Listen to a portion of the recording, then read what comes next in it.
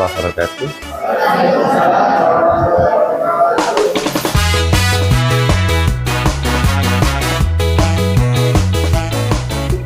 Kita lanjutkan diskusi kita dengan membahas untuk homomorfisme gelanggang ya.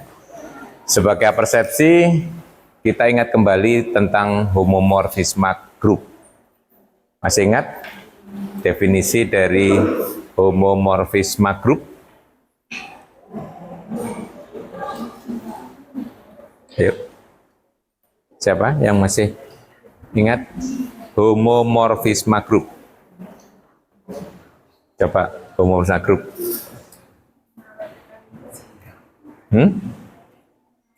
Apa yang mengawetkan? Homomorfisme grup itu adalah mesti kita menyebutkan awalnya itu wujudnya kelasnya itu apa gitu ya. Homomorfisme grup adalah fungsi dari suatu grup ke grup yang lain yang mengawetkan operasi. Nah, ingat, grup itu berapa banyak operasinya? 1. Sopo sih ngomong 2? 1. Nah, sekarang tinggal mengenerate ya. Yang di grup dulu mengawetkan 1 operasi. Nah, kalau di ring 2 gitu ya. Nah, itu aja sebenarnya analoginya ke sana. Tetap fungsi dari ring ke ring yang mengawetkan operasi ya. Cuma sekarang yang di preserve, yang diawetkan tuh 2 operasi. Kalau dulu 1 operasi. Nah, sekarang karena ring punya 2 operasi tambah dan kali, berarti harus mengawetkan 2 operasi itu, operasi tambah dan operasi kali ya. Nah, jadi kalau kita tinggal mengenerate ya, istilahnya kalau kita sudah punya di grup, tinggal dipakai aja di ring ya. Jadi kalau kita punya R dan S ini gelanggang, pemetaan dari R ke S disebut homomorfisme gelanggang atau ring homomorfism. Nah, jika pertama preserve tambah, kemudian yang kedua preserve kali, ya toh? Ya sama analoginya ya. Nah, cuma harus hati-hati. Kalau kita punya ring, ya, tambah itu memang grup. Kali bukan, nggak harus. Berarti nanti yang bisa kita pakai, lebih jauh adalah sifat-sifat dari homomorfisme grup, tapi terhadap operasi tambah, ya. Nah, jadi nanti sifat yang terhadap operasi tambah langsung kita pinjam dari sifat yang ada di operasi yang ada di grup homomorfisme grup. Jadi grup yang dulu operasi sembarang kita konotasikan dengan operasi tambah gitu ya nanti kalau melihat sifatnya. Sebelum membahas sifat-sifat kita beri ilustrasi. Nah, tetapi kalau kita lihat definisi ini, kalau homomorfisme ring atau homomorfisme gelanggang pasti merupakan homomorfisme grup terhadap tambah ya. Jadi terhadap tambah harus homomorfisme grup, tapi juga harus mengawetkan kali. Tapi kalau terhadap kali tidak boleh kita sebut homomorfisme grup ya, karena terhadap kali tidak harus grup ya. Nah, sebagai ilustrasi ini contoh ya. Pemetaan 0 jelas ya. Kalau semua kan ring itu ada unsur 0 ya. S ada nolnya, R juga ada nolnya. Semua unsur di R kita petakan ke 0. Nah, itu bisa ditunjukkan dia merupakan suatu homomorfisme. Kenapa? Karena O X ditambah Y kan sama dengan 0. 0 itu sama dengan 0 tambah 0. 0 tambah 0 sama dengan OX ditambah OY. Demikian juga kali kan? OXY 0. Karena peta sembarang kan 0. Sama dengan 0 kali 0. Sama dengan OX OY ya. Nah itu. Berarti pemetaan 0 itu adalah suatu homomorfisme ini yang paling mudah. Kemudian yang kedua pemetaan identitas. Nah, dulu kita sudah membuktikan identitas itu adalah homomorfisme grup ya, terhadap tambah juga tetap ya. Jadi kalau sini I ya, I X tambah Y ya X tambah Y. gitu. Nah, berarti IX ditambah IY ya. IX kali Y hasilnya juga X kali Y ya, IX kali Y ya, itu kalau kali ya kira mudah, kali tambah mengawetkan. Nah ini sekarang contoh yang ketiga, ini yang saya ambil yang general dulu ya, pemetaan dari Z ke Zn atau pemetaan natural ya, dulu waktu di grup ya. Z itu operasinya tambah dan kali. Dulu kita lihat terhadap grup hanya operasi tambah. Kalau sebagai ring ada tambah, ada kali. Zn, dulu waktu berbicara grup kita lihat terhadap operasi tambah. Sekarang sebagai ring kita lihat dari tambah dan kali. Waktu ditambah ini sudah merupakan rumusnya grup ya. Jadi ini bacanya apa sini? Kayak ini. Apa? Bacanya apa? Kalau Anda baca ya bagi bacanya. Loh, coba cari cara bacanya itu apa? Di mana Anda mencarinya?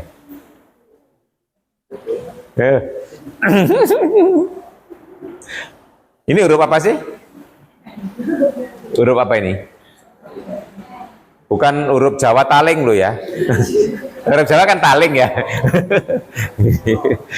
Taling kalau di depan itu ya. Nah, yang itu. Ini huruf Greek ya. Kalau ro nggak ada panjang ke bawah ya, sama taling. Apa itu bacanya? Ketemu? Huruf Greek ya. Greek atau Greek. Itu kalau di buku matematik biasanya ada terjemahannya itu ya. Nah, buku matematik standar. Dan nemu cara bacanya? Loh. Cari di Greek alfabetik ya.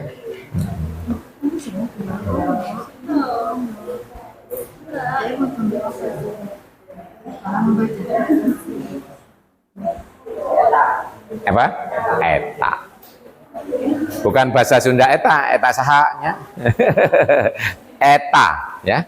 Nah, itu Anda harus bisa baca ya, rubrik itu mulai alfa, beta, gamma. Nanti kalau nggak bisa baca apa itu?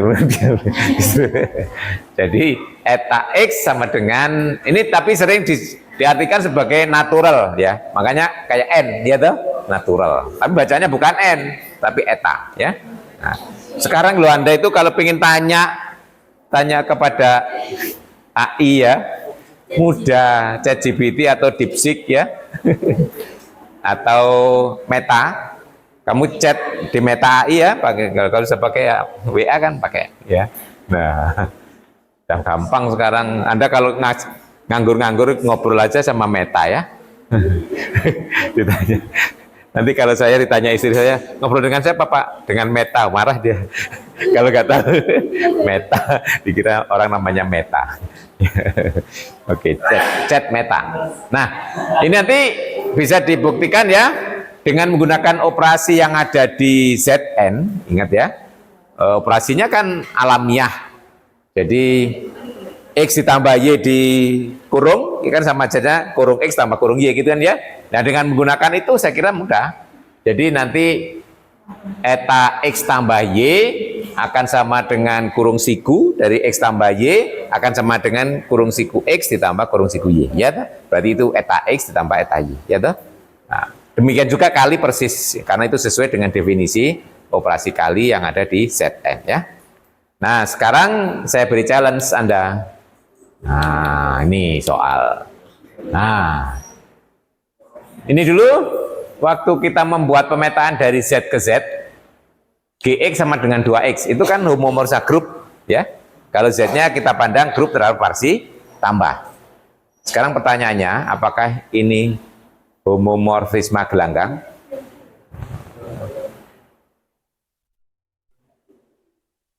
Kalau tambah ya, karena G dari X tambah Y kan 2X tambah Y.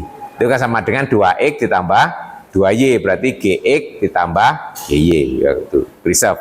Ini dulu memang sudah terbukti sebagai contoh homomorfisme grup. Ya, nah sekarang tinggal mempertanyakan terhadap operasi kali. Bagaimana? Tidak. Kalau tidak berarti ambil counter example ya, kontra contoh. Nah, berarti ambil aja 2 dan 3 saja gitu ya di anggota Z kan. Nah, pertama lihat G dari 2 kali 3. Berarti G6. G6 itu 12. Tapi G2 kali G3, G2-nya 4, G3-nya berapa? 6. Ya toh? 4 kali 6 24. Nah, 12 tidak sama dengan 24 ya gitu ya. Nah, itu berarti. Jadi kalau mengatakan tidak biasanya ambil contoh ya. Nah, oke, good. Jadi ini bukan homomorfisme gelanggang, tapi dulu homomorfisme grup ya terhadap tambah. Jalan yang kedua. Nah, ini dulu kalau Z-nya terhadap operasi tambah, waktu berbicara grup ya, R-nya terhadap operasi kali, gitu ya, itu adalah homomorfisme grup dulu ya. Nah, sekarang kalau kita pandang sebagai ring, Z-nya tambah dan kali, R-nya juga tambah dan kali. Nah, apakah sekarang ini homomorfisme ring atau homomorfisme gelanggang? Pertanyaannya itu ya. Nah,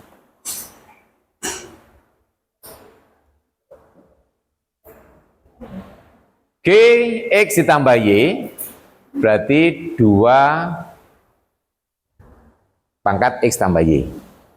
Itu tidak sama dengan 2 pangkat X. Nah, berarti kalau dugaan kita tidak sama, ambil contoh. Ya, ini tambah saja sudah tidak preserve. Ya, nah kali nanti juga tidak. Ini tidak memenuhi dua-duanya. Ya, kalau yang contoh nomor 1 tadi tidak memenuhi kali aja. Ya. Kalau nomor 2 tidak memenuhi dua-duanya, nanti baik kali maupun tambah. Ya, oke. Jadi 1 tidak, 2 tidak. Nah, 3 dari Z6 ke Z6 eta X sama dengan 2X. Nah, ini tadi saya keluarkan di kuis. Ya, tadi 2X, 3X, 4X ya. 5X. Tadi mana yang homomorfisme mana yang bukan gitu ya. Nah, tadi jawabannya ada yang iya, ada yang tidak gitu ya. Nah, yang iya 2, yang tidak 2.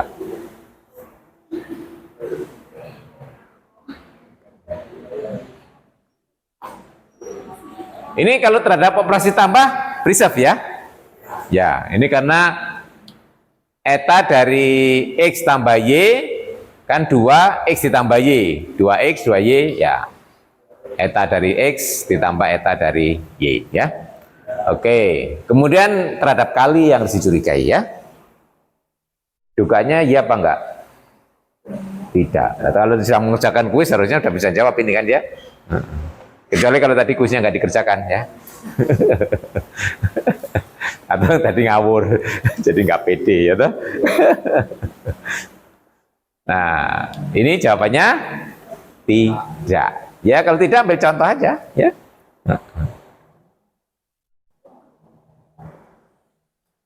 Apa? Ya 2 dengan 3 aja boleh ya. Contoh. Jadi kalau 2 kali 3 sebentar. 2 kali 3, oh ini memenuhi ya, 2 kali 3 sebentar. 2 kali 3 itu 6. 6 itu 0. Oh jangan 2 kali 3. 2 dengan 2 aja bisa ya. 2 dengan 2 aja bisa. Kalau 2 dengan 3 bahaya itu nanti. Karena 0, karena juga 0 ya. Nah, jadi makanya mengambil counter example itu harus dipilih ya. Jadi kalau sembarangan bisa cocok loh ya.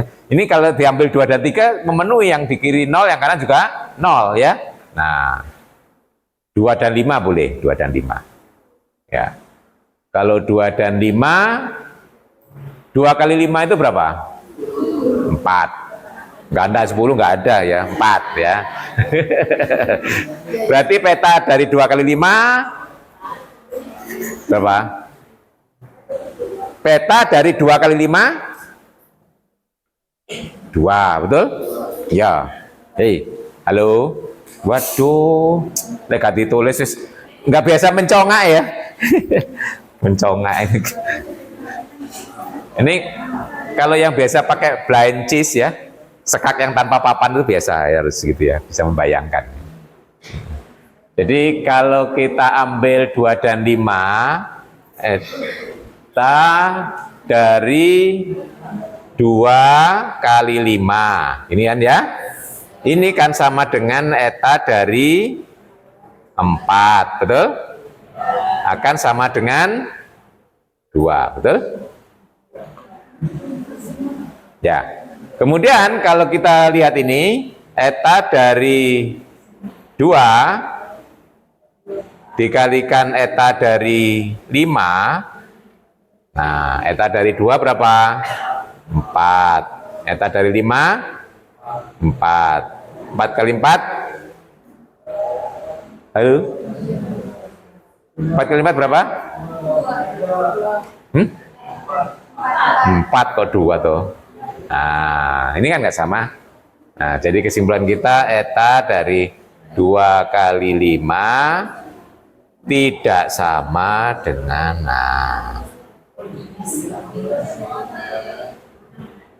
nah gitu ya. Jadi ada contoh yang tidak memenuhi, berarti tidak terpenuhi definisinya ya. Tapi ini harus dipilih ya, makanya kalau mengambil counter example tuh nggak sembarangan ya. Harus kita cari, tadi kalau diambil 2 dan 3 memenuhi ya. Nah itu, jadi memang harus segera dipilih, harus dipilih yang tidak memenuhi kalau ada dugaan. Jadi nomor 3 bukan lagi ya. Yang ini, nah ini contoh tadi juga ya, salah satu. Kalau yang ini tadi kan ada juga di kuis toh. Ini iya apa tidak? Hai. Kalau tidak ambil counter example, kalau iya buktikan gitu kan ya. Kalau operasi tambahnya jelas ya, memenuhi ya. Mudah kalau tambahnya. Kali yang dicurigai ya.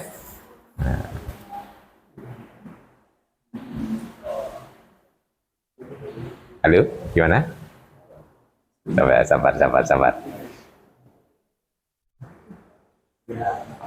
Ya, ya. Kenapa? Karena 4 itu akan sama dengan 4 kali 4, betul? Iya. Betul? Di Z6, 4 itu sama dengan 4 kali 4, betul? Iya. Jadi nanti dalam membuktikan yang dikali, ya, eta dari X, Y, ya, ini kan eta dari XY, kalau kita operasikan dulu ya, ini menurut definisi kan sama dengan apa? 4XY, betul? Nah, di Z6, 4 itu sama dengan 4 kali 4, betul ya? Jadi ini bisa kita tulis sebagai 4X, 4Y. Ini? Ya, paham ya? Ya kalau belum dibaca ya ditulis depan dulu nggak apa-apa. Ini kan gini ya. Nah, ini akan sama dengan 4X, 4Y. Jadi akan sama dengan eta dari X, eta dari Y. Ya.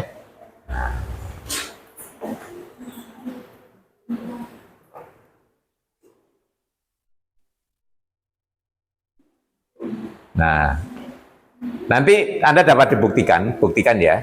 Ini secara umum nanti, kalau sudah tahu.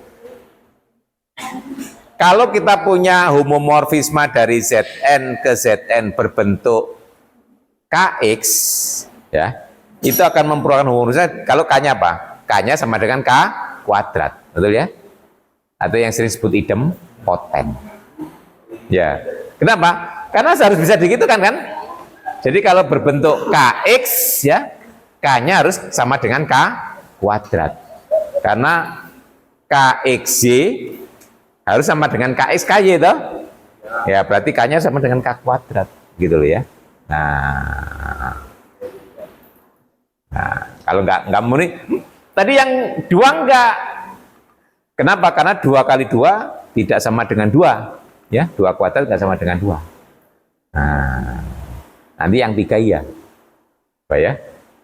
Ya, 3 kuadrat 3 kalau di set 6. Ya. Oh, 5 enggak kan? Iya.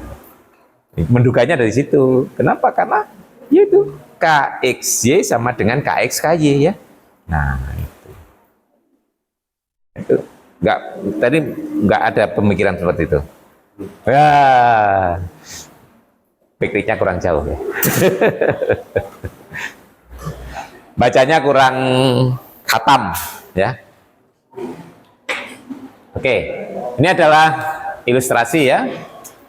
Nanti contoh-contoh banyak di buku silakan, ini challenge. Dari 1, 2, 3, 4 yang memenuhi ini. Nanti kalau dari Z6 ke Z6 tadi ada soal. Nah, yang memenuhi yang 4X dan 3X ya. Ya, yang 2X dan yang 5X yang memenuhi ya.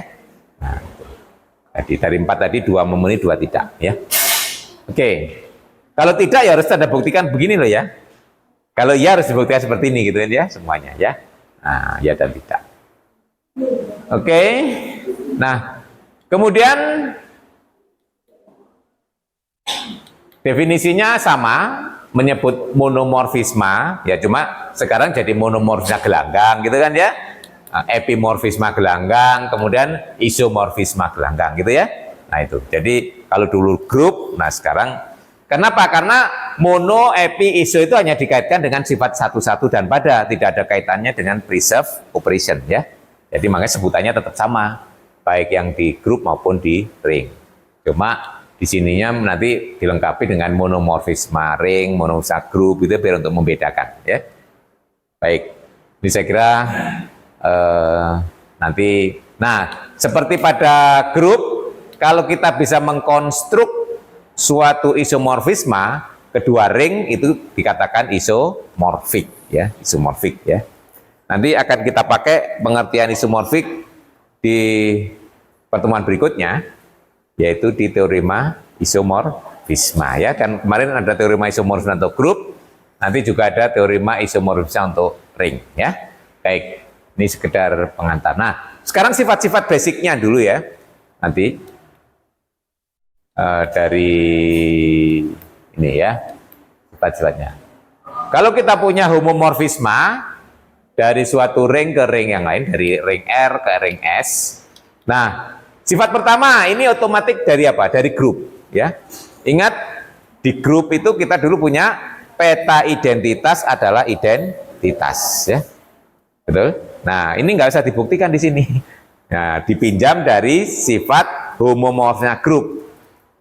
Kalau jadi di homomorfisme grup ya, kalau kita punya dulu, kalau saya punya theta saja dari G ke H, ini homomorfisme grup. Nah, kita punya sifat identitas, peta identitas G adalah identitas H ya. Nah, sekarang karena F itu homomorfisme ring, homomorfisme gelanggang, berarti dia terhadap tambah jadi homomorfisme grup ya. Jadi kita lihat di sana dari R terhadap operasi tambah ke S terhadap operasi tambah, ini F. Nah, ini adalah homomorfisme grup ya. Nah, dari situ.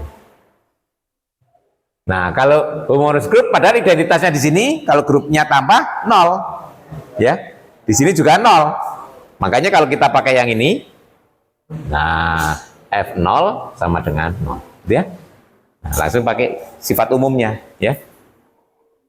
Nah, itu. Jadi sebagai akibat saja sifat yang ada di homomorfisme grup ya. Oke, demikian juga yang ini. Ingat kalau kita punya di sini peta dari inverse ya adalah peta X di inverse kan, betul? Nah, karena operasi tambah, inverse-nya kan negatif. Berarti F dari min R sama dengan min F R ya. Ini kan R inverse dari FR negatifnya ya. Nah, jadi sifat kedua juga sebagai akibat ini. Nah, pada grup. Ya, cuma sekarang grup kita anggap untuk tambah ya. Sifat kedua, jadi sebagai akibat saja sifat diumumkan grup. Nah, demikian juga ini ya. Dulu sudah kita punya ya. Peta dari pangkat sama dengan perpangkatan dari peta ya. Nah, ya toh. Nah, kalau tambah pangkat itu dikalikan ya toh. Nah, kalau terhadap grup ini bisa positif, bisa nol, bisa negatif ya. Nah, karena terhadap tambah dia grup. Nah, hati-hati kalau operasinya kali. Nah, karena terhadap operasi kali itu tidak harus grup, makanya di sini yang diperbolehkan pangkatnya hanya yang positif, ya kan? Pangkat negatif belum ada artinya. Ingat waktu berbicara grup. Pangkat negatif itu artinya inverse dipangkatkan toh. Nah, X pangkat min 5 itu artinya inverse dari X dipangkatkan 5. Nah, karena terhadap operasi kali tidak dijamin dia merupakan grup, jadi sini perpangkatannya yang kita lihat hanya pangkat yang positif. Pangkat 0 pun juga berbahaya, karena belum tentu punya identitas operasi kalinya ya. Nah, makanya dia. Nah, ini ya cukup dibuktikan dengan menggunakan prinsip operasi kali, karena kalau positif kan hanya dijejer aja kan. F R pangkat N kan F dari R kali R kali R sebanyak N. Ya, karena prinsip operasi kali ya FR kali FR dengan FR sebanyak N ya, FR pangkat N. Ya, ini saya kira mudah membuktikannya nomor 4 ya. Oke, nomor 5. Nah, ini kalau nomor 5, jika A gelanggang bagian dari R, maka FA gelanggang bagian dari S ya. Nah, kalau ini kita bisa menggunakan apa? Subring test ya. Betul ya, subring test. Jadi kita akan buktikan bahwa FA merupakan gelanggang bagian dari S jika A-nya gelanggang bagian dari R. Nah, jadi FA itu maksudnya peta dari A ya, FA. Jadi FA itu maksudnya ini ya. FA itu adalah himpunan Fx, X-nya berada di A ya. Ya. Nah, masih ingat kalau kita mau menguji subring atau menggunakan subring test, teoremanya apa yang harus kita uji? 1, tidak kosong. 2, subset ya dari Indonesia. 3, close under pengurangan. Yang ketiga, close under multiplikatif ya. Nah, 4 itu yang harus kita lakukan. Ingat, subring test ya. Nah, gunakan, jadi akan ditunjukkan FA gelanggang bagian dari S.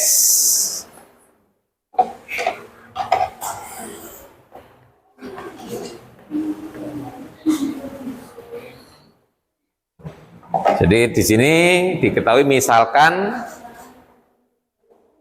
A subring dari R yang akan ditunjukkan FA subring S ya. Nah, 1 kita tunjukkan tidak kosong ya. Kenapa? Karena A itu subring dari R, 0 pasti masuk di A. Betul ya? Nah, 0 masuk di A, F0 sama dengan 0 ya. Jadi 0 itu anggota FA ya. Karena 0 sama dengan F0. Jadi kesimpulannya FA tidak kosong. Yang kedua, nah jelas karena ini dari definisinya ya. Kan pemetaannya dari R ke S. Berarti petanya apapun unsur yang penting berasal dari unsur di R ya. Unsur A kan unsur di R. Pasti petanya masuk di S ya.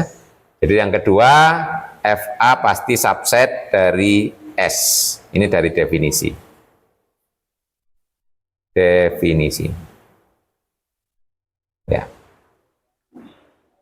Kemudian yang ketiga dan keempat nanti close under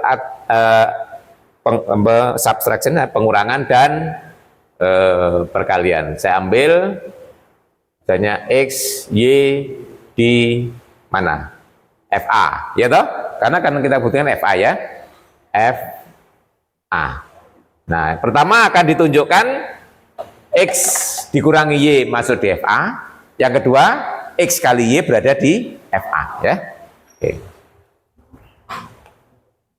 Nah, karena X dan Y berada di FA, menurut definisi berarti apa? Jadi, X akan sama dengan FA, betul ya? Dan Y sama dengan FB untuk suatu AB di A, betul? Ya, ini sesuai dengan definisi X masuk di FA. Ya. Y masuk di FA juga. Berarti dia peta dari suatu unsur di A, ya. Nah, sekarang jadi X dikurangi Y akan sama dengan FA dikurangi FB akan sama dengan F amin B. Betul? Karena A dan B berada di A dan A itu subring, berarti A dikurangi B berada di A, ya. Jadi kita punya X dikurangi Y anggota F A. Ya. Sekarang X kali Y FA FB. Karena homohomousnya juga preserve operasi kali FAB, ya. Nah, sekali lagi A-nya subring. A dan B berada di A. Berarti A kali B juga berada di A. Nah, jadi dari sini X kali Y juga berada di FA, ya. Berdasarkan teorema subring test, FA adalah subring dari S, ya.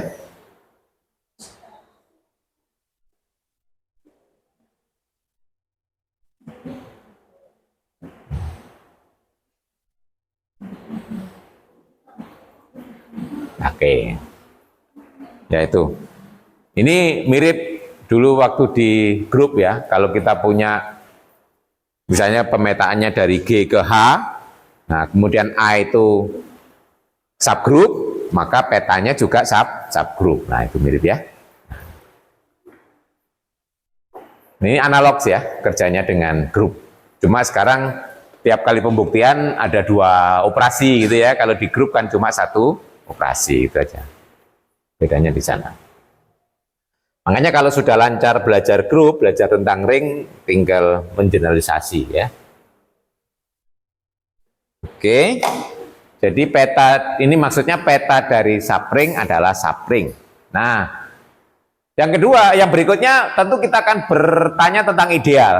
Apakah peta dari ideal itu mesti ideal? Peta dari ideal bagi belum tentu, ya. Harus ada syarat yang lain. Nah, syaratnya ini F-nya harus pada. Kalau nggak pada, tidak dijamin. Kenapa? Karena untuk mencari perkalian dengan unsur di S, kan harus punya prapeta, ya, unsur di S-nya, selain unsur di I-nya, FI-nya, ya. Nah, makanya itu dijamin harus pada. Kalau kita, karena membuktikan FI ideal itu kan unsur di FI dikalikan unsur di S. Nah, unsur di FI memang punya prapeta, ya, tapi unsur di S belum tentu kalau tidak pada, gitu ya. Makanya di sini harus pada agar peta dari ideal adalah ideal, ya. Paham maksudnya, ya? Untuk mengembalikan perkalian di R, ya. Nah, jadi di sini,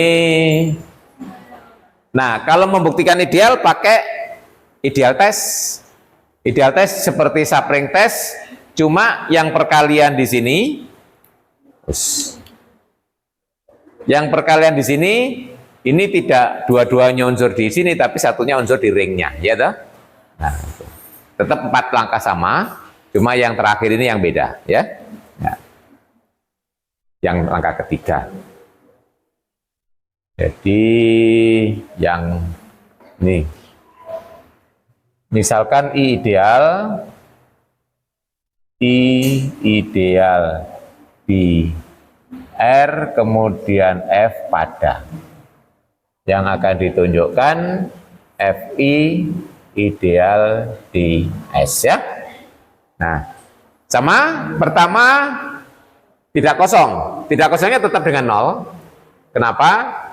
Nah, ini ya. 0 itu anggota I karena I-nya ideal. Berarti F0 itu anggota Fi. F0 itu 0, ya. Nah, jadi Fi tidak kosong. Yang kedua, ya jelas Fi itu berada di S ya, karena dia peta. Ini dari definisi.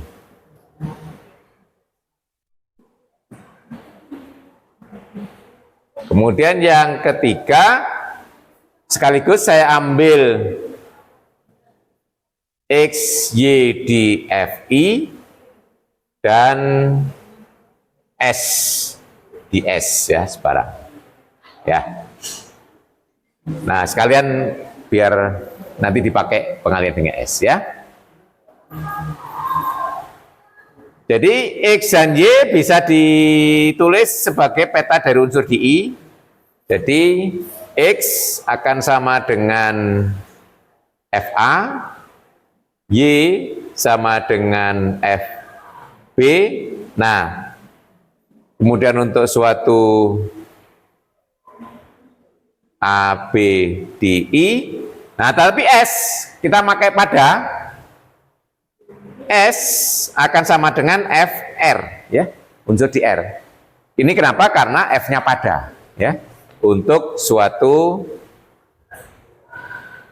R di R, ya, R di R, ya. Nah, jadi yang kita cek pertama ini memang pengurangan, yang kedua perkalian antara X dan R, ya. Nah, di sini dengan S kok, dengan R dengan S, ya. Jadi X dikurangi Y saya kira sama seperti tadi, Fa dikurangi Fb sama dengan Fa dikurangi B, ya. AB berada di I, jadi X dikurangi Y berada di Fi. Nah, sekarang R kali X, ya, karena ideal R kali X dan X kali R yang kita periksa. Oh, S, sorry, S, karena ideal di S, ya. S kali X berarti Fr dikalikan Fa. Nah, karena preserve operasi kali berarti Fr A. Ingat, A-nya berada di I, R-nya di R. Karena I ideal, R kali A berada di I. Berarti ini berada di F I, ya. Demikian juga yang kanan saya kira juga sama.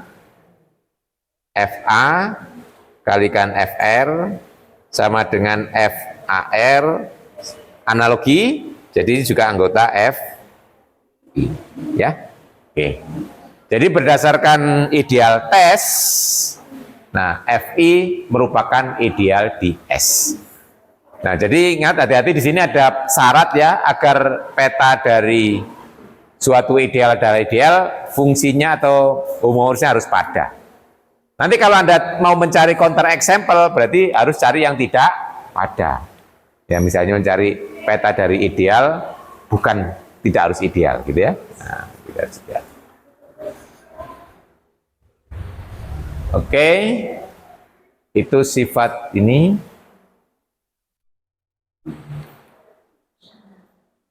Nah, prapeta itu adalah ideal. Nah, sekarang kalau kita punya ideal di S, prapetanya itu nggak ada syarat lagi, nggak ada syarat apapun untuk homomorsismenya. Prapeta itu adalah unsur di domain yang petanya masuk, ya, di J, itu adalah prapeta dari J, ya. Nah, ini definisi fungsi secara umum, ya. Jadi prapeta dari J itu adalah anggota domain yang nilai fungsinya masuk di J, ya. Nah, jadi kalau ini seperti begini ya, prapeta itu, ini R, ini S, nah ini J-nya di sini, ini J, ya. Nah, semua unsur di R yang dipetakan ke J, nah ini yang disebut prapeta dari J, ya. Nah, unsurnya ini dipetakan masuk di sini, ya. Ya, ini prapeta dari J. Jadi kalau J-nya ideal di S, prapeta dari J adalah ideal di R, ya.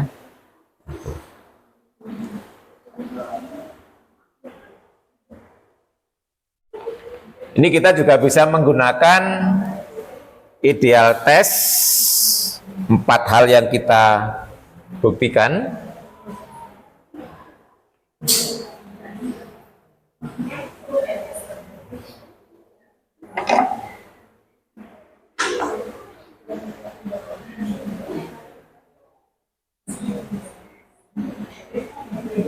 Nah, yang akan ditunjukkan prapeta dari J ideal di R, ya.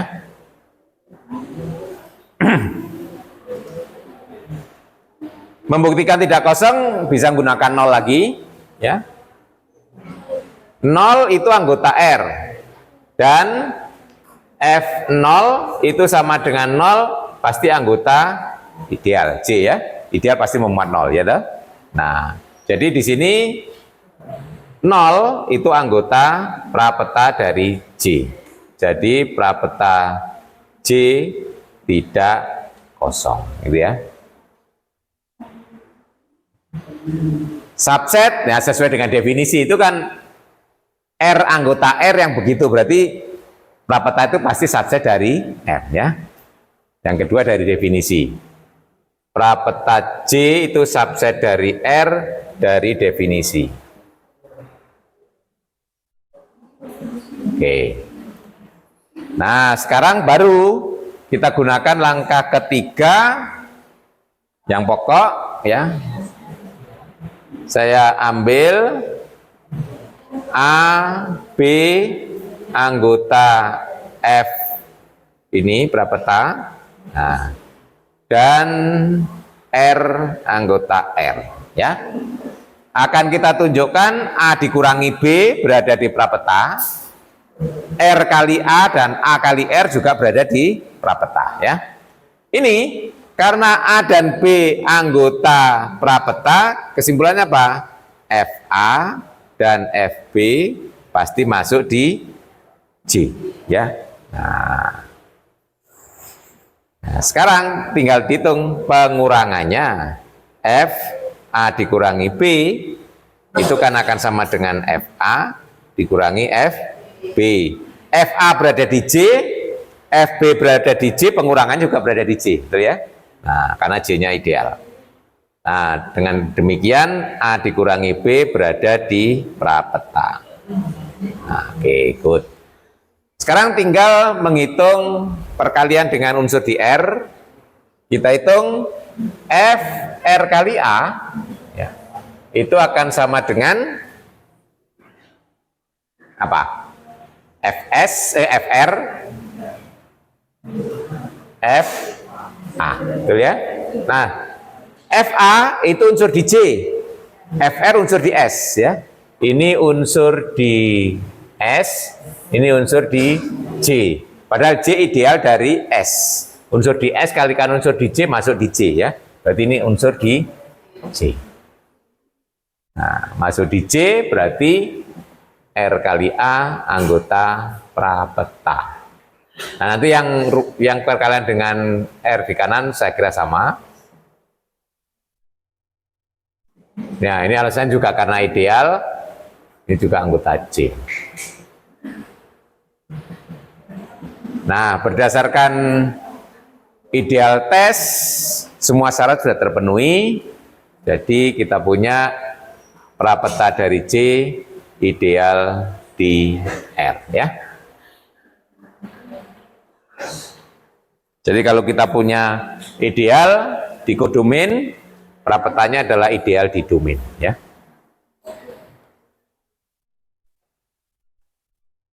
Ini beberapa sifat yang penting. Nanti sifat yang nggak terlalu penting muncul di soal. Oke, nah ini saya kira mudah juga. Jika R komutatif maka FR juga komutatif, ya. Tinggal buktikan aja. Kalau kita ambil 2 unsur di FR, X dan Y di FR, X itu bisa ditulis sebagai FA, Y, FB dengan AB di R, ya toh? Nah, berarti X kali Y, F, A kalikan FB sama dengan F FAB. Karena R-nya komutatif sama dengan FBA. Nah, FB kali FA. Berarti Y kalikan X. Berarti XY sama dengan YX. Nah, mudah ya? Nah, tuh. Saya mencongak loh ya. Nanti Anda nulis, jangan mencongak. Nanti kalau dicongak juga sampai rumah hilang. Jatuh di jalan. Oke. Nah, sedikit lagi. Nah, sekarang khusus untuk gelanggang yang punya unsur satuan. Nah, ini juga begitu, ini mirip dengan yang ada di sini tadi. Ideal, ya. Harus ada syarat pada agar F1 merupakan satuan di R. Di S. Kenapa? Karena untuk membuktikan F1 itu satuan, berarti kan harus dikalikan dengan semua unsur di S. Nah, berarti semua unsur di S harus punya peta. Nah, itu berarti pada, ya, itu harus pada. Kalau nggak pada, nanti ada kemungkinan F1 tidak harus menjadi unsur satuan. Contohnya apa? Nih, kalau nggak mau pada, dari Z ke Z, Fx, oh, Z jangan. Itu enggak, 2X itu enggak.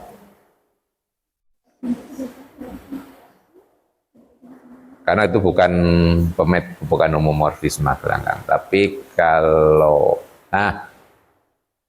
tadi yang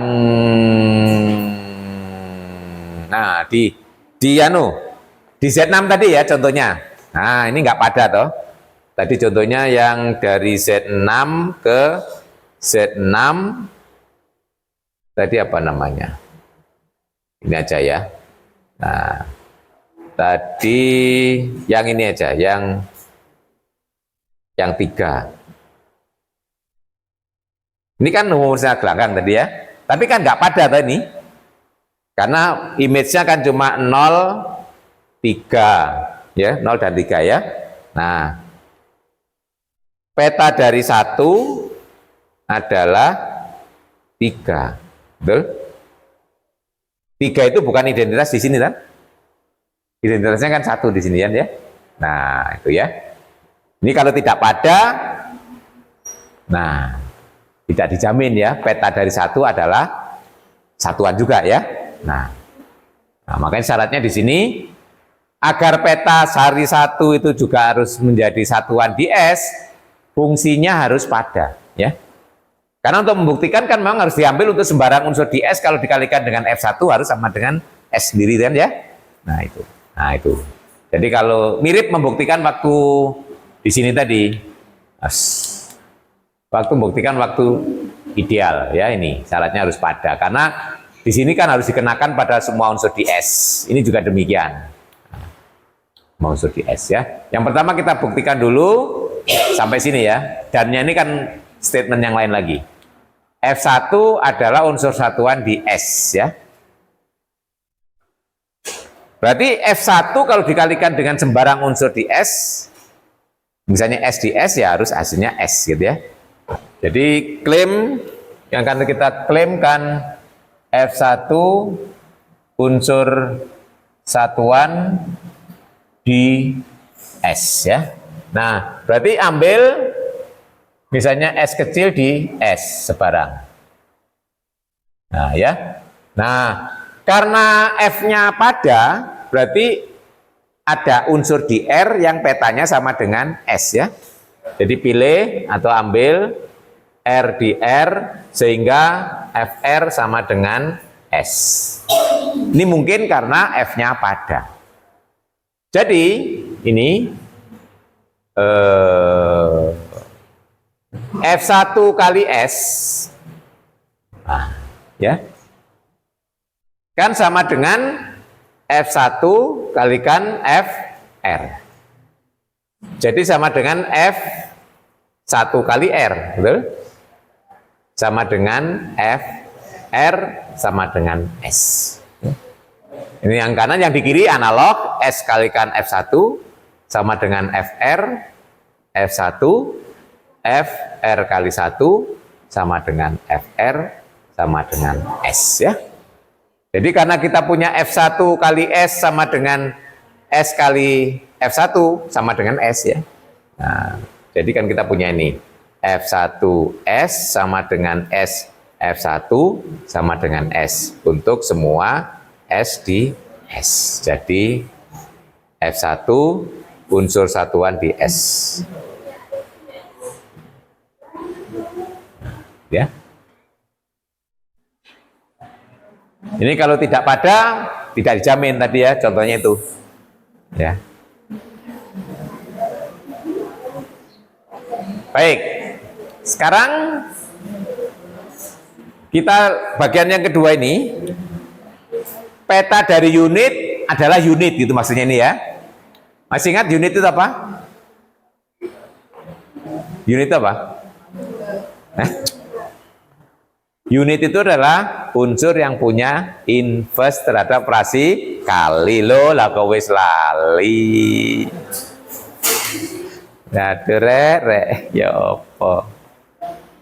Jadi ring, kalau kita punya ring terhadap operasi kali kan unsur itu belum tentu punya inverse terhadap operasi kali ya. Nah, unsur yang mempunyai inverse itulah yang disebut unit. Contohnya di Z6, unitnya apa? 1, 5, ya toh? Nah, tuh unit unsur yang mempunyai inverse terhadap operasi kali ya. Nah, itu unit. Kalau 1 itu namanya unite ya. Ada unit, ada unite. Unite itu saya menerjemahkan unsur satuan ya. Nah, unsur satuan. Unite. Kalau di bahasa Inggris unit dan unite ya, satu itu unite ya. Identitas operasi kali itu unite kalau dalam istilah ring ya.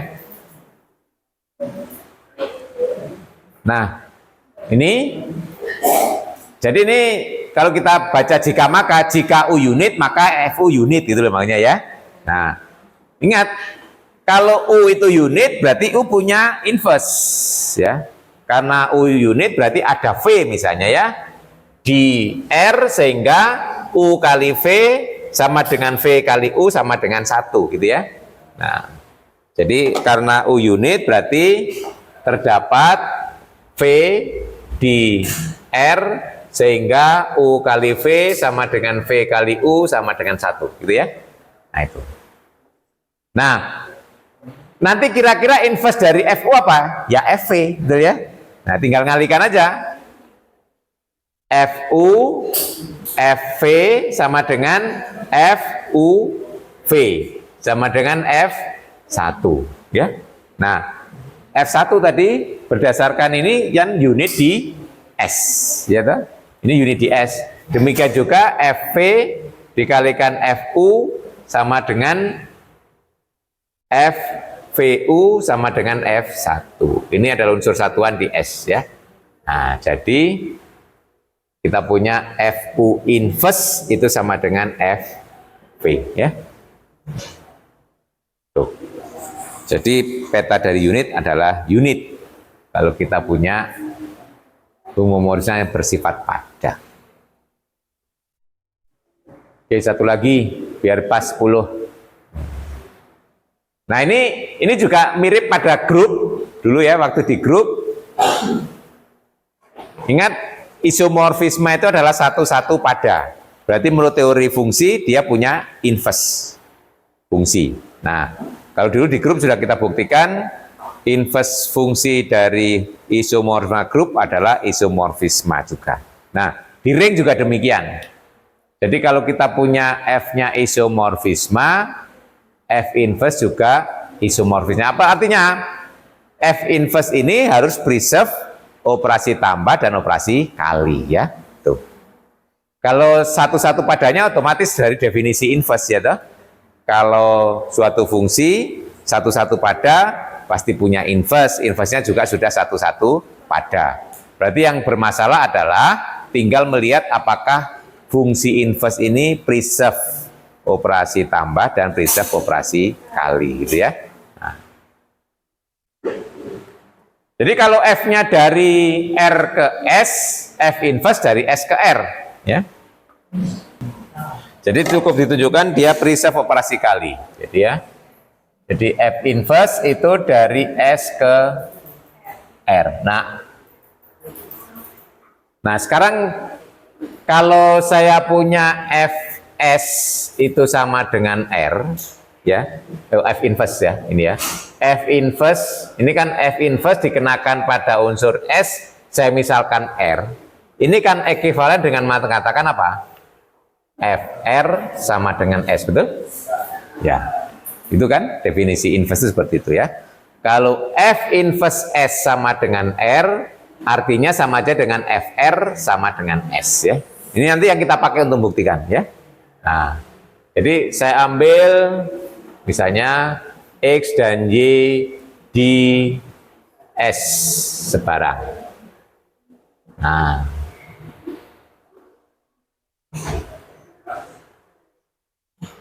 misalkan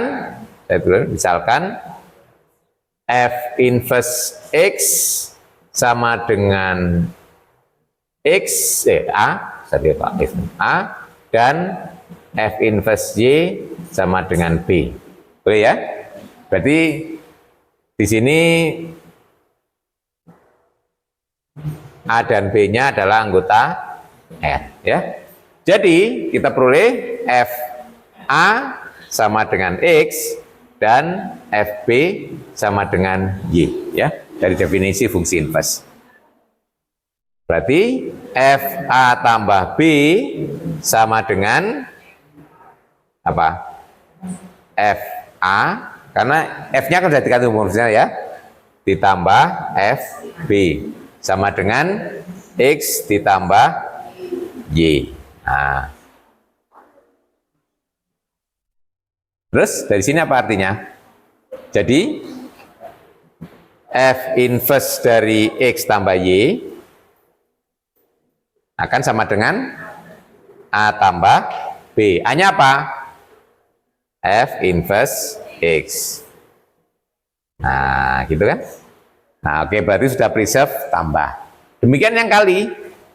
FA kali B sama dengan FA, FB sama dengan X kali Y. Betul? Berarti dari sini kesimpulannya F inverse dari XY adalah AB. A-nya adalah F inverse X, B-nya F inverse Y. Selesai, gitu ya. Nah, jadi fungsi inverse juga preserve tambah dan preserve kali. Ini ya, ini kali untuk F inverse, ini tambah untuk F inverse. Jadi membuktikannya memang berdasarkan definisi ini, definisi fungsi inverse. Baik, itu adalah sifat-sifat mendasar yang sudah kita buktikan, nanti akan digunakan di berikutnya, gitu ya.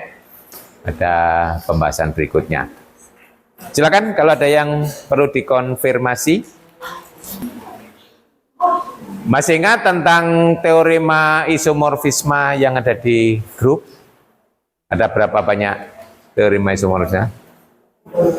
3 ya toh? First, second, and third ya. Nah, kemudian yang second dan third itu bisa diturunkan dari yang the first. Ingat? Yang pertama saja ya. Yang pertama itu harus ingat. Harus, kalau yang kedua ketiga itu kan dari yang pertama. Teorema isomorfisme tentang grup ya. Yang pertama apa? Nah, kalau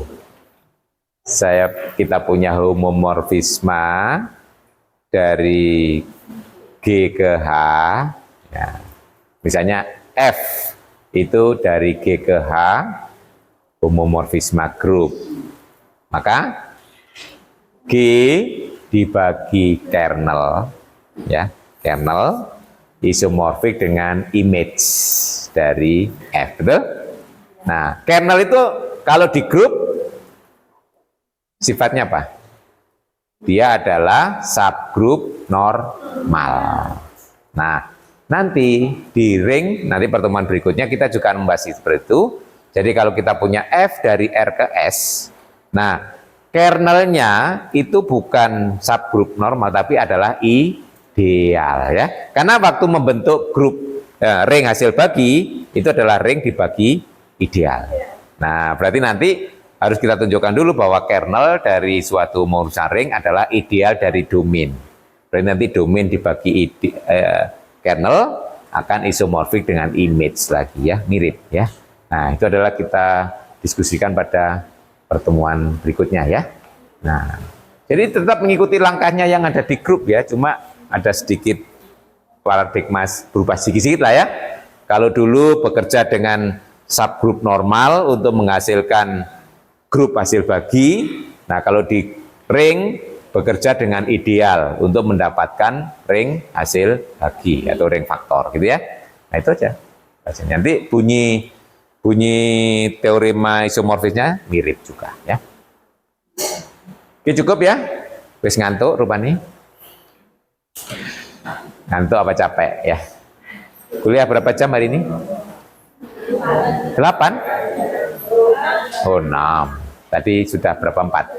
1, 2, 3, 4, 4, 5, 9, 10 ya. Lumayan ya. Oke, sampai ketemu lagi hari Rabu. Kita akan diskusi tentang teorema isomorfisme ya. Tadi sudah saya sampaikan kira-kira bayangannya seperti itu ya. Jadi nanti akan kita dahului dengan melihat bahwa kernel itu adalah ideal dari domain ya. Oke, tetap semangat. Tinggal beberapa pertemuan lagi. Apalagi Senin depan libur. Nanti libur asinkron ya. Saya kasih penugasan ya. Biar nggak ganti kuliah ya. Nah, saya buatkan videonya. Oke, sampai ketemu. Nanti Rabu ini nggak libur loh Mas Yan ya. Nanti terus-terusan libur. Nanti libur lagi Kamis, Jumat ya. Nah, iya toh. Mei banyak liburnya ya. Kamis Jumat itu pas UAS itu. Ya. Jadi UASnya cuma 3 hari nanti. Senin, Selasa, Rabu. Nanti sampai sore-sore.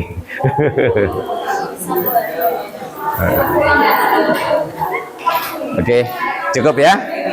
Tetap semangat ya. Semangat. Menjelang akhir tuh harus lebih semangat ya. Kayak orang lari itu sprint ya. Oke. Assalamualaikum warahmatullahi wabarakatuh. Terima kasih.